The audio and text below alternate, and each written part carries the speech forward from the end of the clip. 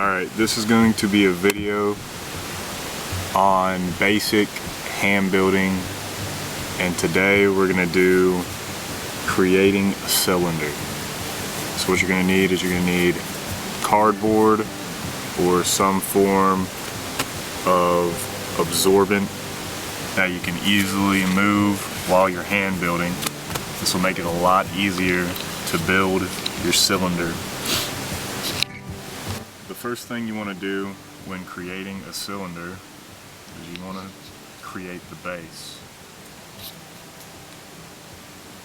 You can make the base of your cylinder however big you want it, but just remember that the base is pretty much the template for how big your cylinder is going to be.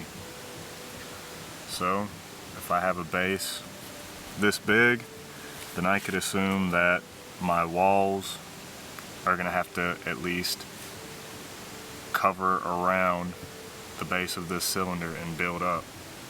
Obviously you can build walls that belly over, but for the sake of this video we're going to build a cylinder. It's going to go straight up. While you're hand building, if you get these cracks, all you want to do is just add a little water to it, smooth it out, just work those cracks away. This is a heavily grogged clay body that I have here, so it's going to crack a lot, but it's good for hand building. So, first step in making a cylinder is creating the base. I like to keep my base at least the thickness of my pinky, if not a little bit thicker. So, see the thickness right up there. Okay, so once you get your base established, you've got a certain thickness for your base, you're going to want to make sure that your walls are around the same thickness as your base. So as you build your walls, you want to have something that you can easily move and turn while you're building it.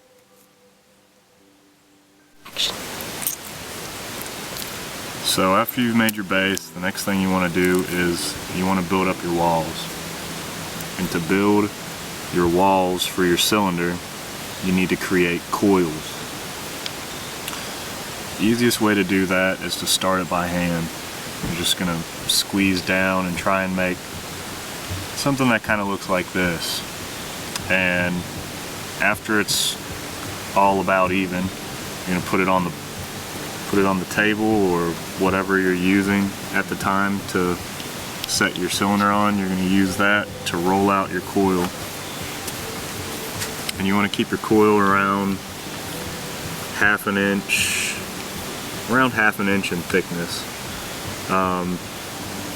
You know, plus or minus a few, but generally around half an inch, because you're going to be pinching this, and it's going to decrease in the overall thickness as you pinch it. So obviously you can see this cracked. That's okay if it does crack. The pinching process will help bond everything together, and then you can always just smooth these cracks out as you get to them. So the way to add these coils to your cylinder so that you can create a wall that goes up the cylinder is you first want to do what's called a bonding pinch. So the bonding pinch is going to start with both hands. One hand is going to hold the coil in place, and then the other hand is going to pinch the inside and the outside down, bonding them together. So your thumb should look like this on the inside, and then on the outside your fingers should look something like that. You're only going to be using one of your hands to stabilize. The other hand is going to be to pinch in and down. So with my thumb here, I just want to keep pressure on the back end of this coil while I use my index finger here to push into and down. This will bond to the base, just like so. All I'm doing is stabilizing with this thumb. I'm keeping this coil on the right path in terms of how it's sitting on the base using this hand, and then I'm pushing down with my index finger and creating a bond with the coil and the base. All you're going to do is just do that as you spin your cylinder, and that'll effectively start bonding the coil onto the base. See, as you come to these cracks here, just make sure that it's sitting properly on the cylinder, and it will bond to the base. You don't have to worry too much about the cracks at the bonding stage.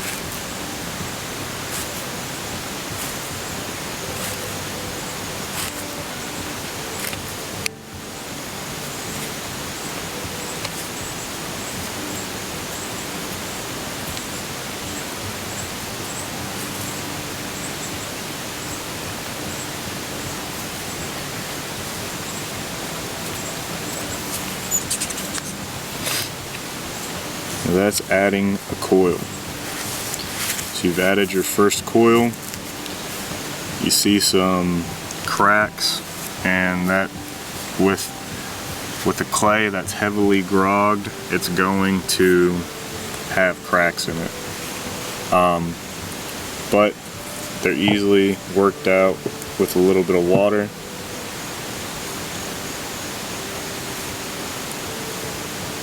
All you have to do, don't put too much water on it, because you don't want your walls to be really soft, but you do want to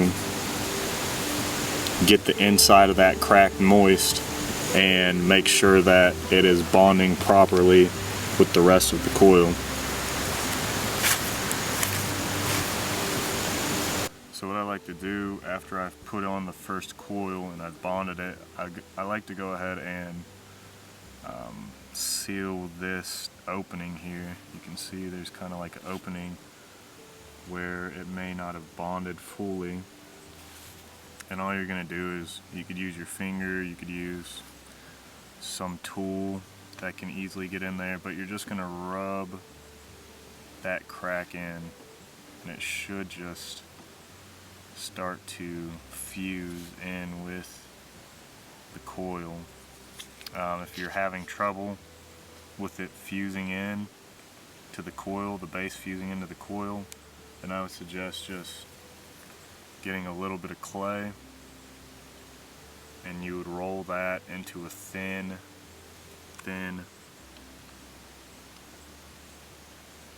roll that into a thin little coil here.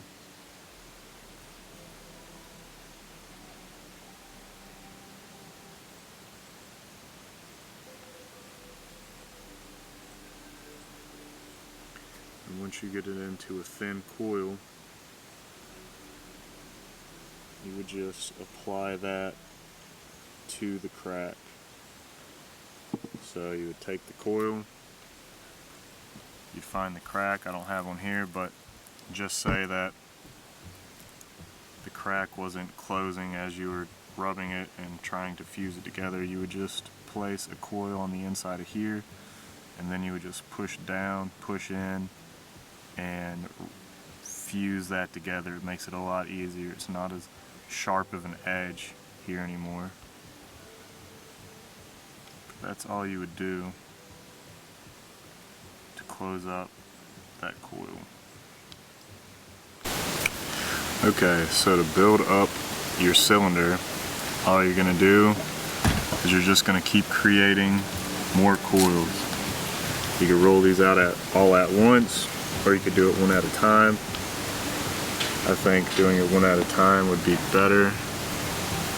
Sometimes rolling these coils out can be pretty tricky too, but all you want to do is make sure that it is the same thickness as your previous coil. Make sure it's the same thickness. Make sure there's little cracks in it. And that's about it in terms of keeping your coils consistent. So to add a coil to another coil, just wrap it around, and you're going to do the same pinch again. You're going to do the bonding pinch. Now you want to make sure that even if your coils fall off like that, if they're too dry or too groggy, that's okay. You can still add it just like this. So make sure that it's sitting properly on your cylinder. You've got your thumbs in the back and kind of a little bit lower than your index fingers are going to be. So you're kind of holding it like this. Finger should be held a little bit like that, and your thumb is going to be on the inside of your coil where the two coils meet. Your thumbs are going to sit at the bottom of that coil. Your index fingers are going to sit somewhat on top. You're only going to use one index finger, and you're going to push down and in. Down and in. Your thumb should be supporting it, so it shouldn't warp your cylinder whenever you do it. So look back to the front. So you're just going to go down and in this hand, or you could do it this way, and you could go clockwise or counterclockwise, whichever way you're comfortable with doing. But you're going to have this hand making sure that your coil stays at the right position on the cylinder as you move it around and bond it. That's all you're going to be doing.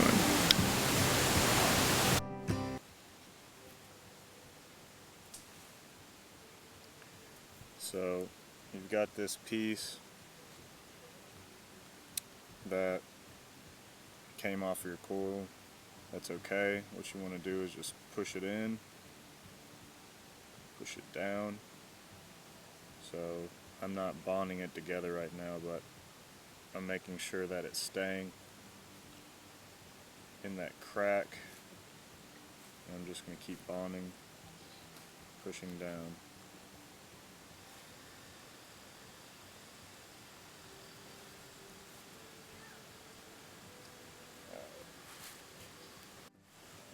You can see that this cylinder here is a little distorted,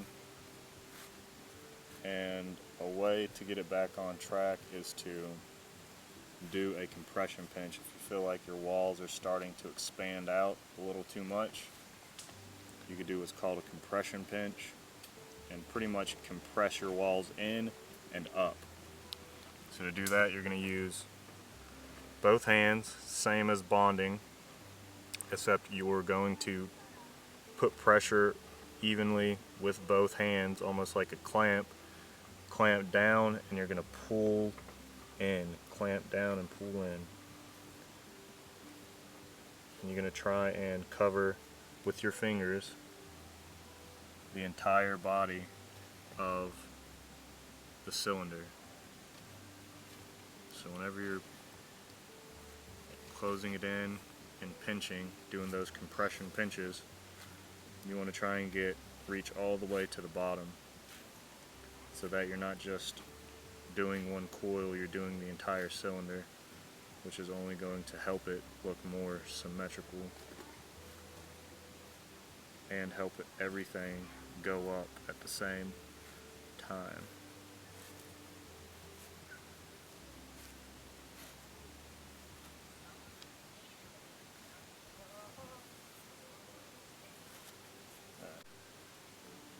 Alright, so really after you've learned how to attach a coil to the base and you've learned how to attach a coil to another coil, that's really all you have to do. You need to just keep creating more coils and using those coils to attach to another coil to either build it up higher or you could build it up wider. But for this purpose, we're just building it straight. If you wanted to build it and warp it out, you would have to arrange your coils in a certain way, which I'll explain on a different video that goes into more of the fundamentals of creating a belly and creating a neck for a cylinder. So I'm gonna make one more coil, and you can tell that it really doesn't take that many coils to get a nice tall wall. Not if you're doing it right and then you're compressing it. The main thing is first to get the coil bonded, and then after you get it bonded, compress the coil to get it a little bit higher to make the wall a little bit thinner. But overall, you don't need to make a lot of coils to make a cylinder work. So I'm just going to bond with this finger this time, holding the coil, making sure it's staying on its path with this hand, and then bonding with my other hand. Make sure you keep your thumbs firmly into that groove so that you can support the pressure of pushing the coil down, and that will make your wall bond a little bit better.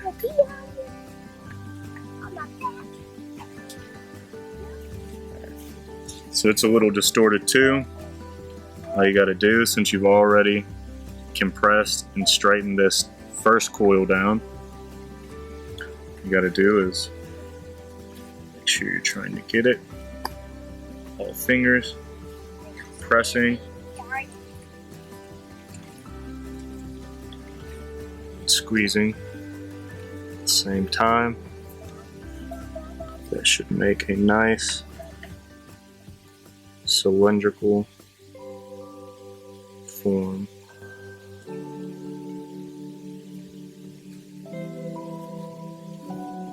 That's about it. So as the cylinder gets a little bit drier, you want to take it up and wipe this edge here. Try and get that sharp edge, and also just smooth out any cracks.